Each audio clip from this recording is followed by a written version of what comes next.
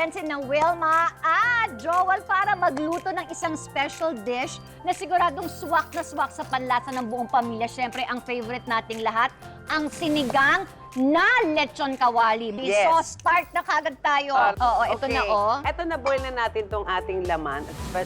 Liempo. So ngayon, isisiso na lang natin siya ng salt. Kasi nakakatulong din yun sa pampalambot niya eh. Yes, Ang salt. pang-texture, yes. Sa skin mo lang nilagay, hindi sa Sa buong skin ano. lang po. Kasi kanina to na-boil na para iwas alat. Pero Okay. sige po, gusto niyo po eh. Dahil mayaman po kay Tito Joe. Lahat po na sasabihin niyo, susundin ko po, okay? Oo, At ang okay. takip nito, oh. Gawin na natin yung kanyang sauce.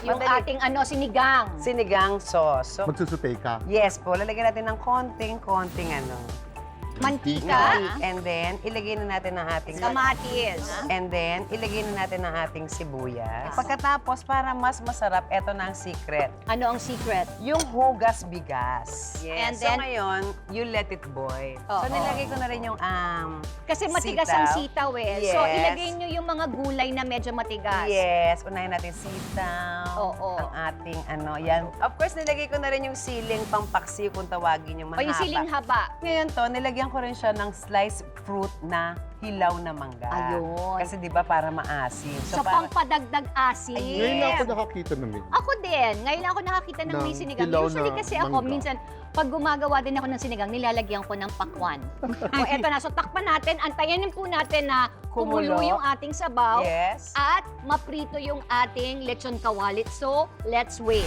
Okay, lagay na natin ang pampaasim. Habang lumalambot yung gulay, malambot na yung gulay natin, ilagay natin yung paasim. And then, yung iba ang ginagamit, salt to taste. Oo. Ako patis. Yes. Di ba hindi ako nagpapatis? Correct. Pero pag timpla sa pagkain namin, we use patis. Ako din, dahil iba yung lasa niya kapag patis yung ginagamit. Why? Kasi yung daw patis, kapag naluluto, habang tumatagal, tumatamis siya.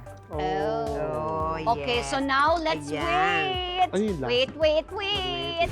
Okay. O, tama na. O, Okay. ito, luto na ba yung Okay. ating Yung sabaw? sabaw ko, Ay, ayun na siya. Wow, ang sarap. so ngayon ilalagay na natin tong ating Ay, lumapot na. Kangkong. kangking.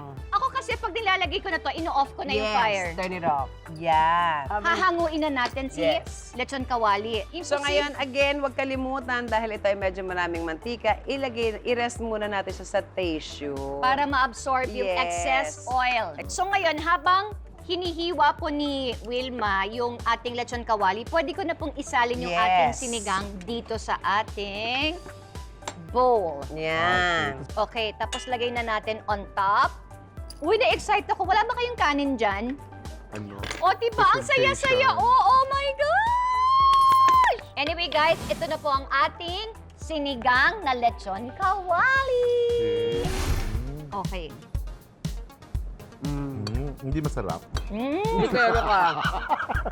Ang sarap kaya, nadayo ko. Oh my gosh, ang sarap.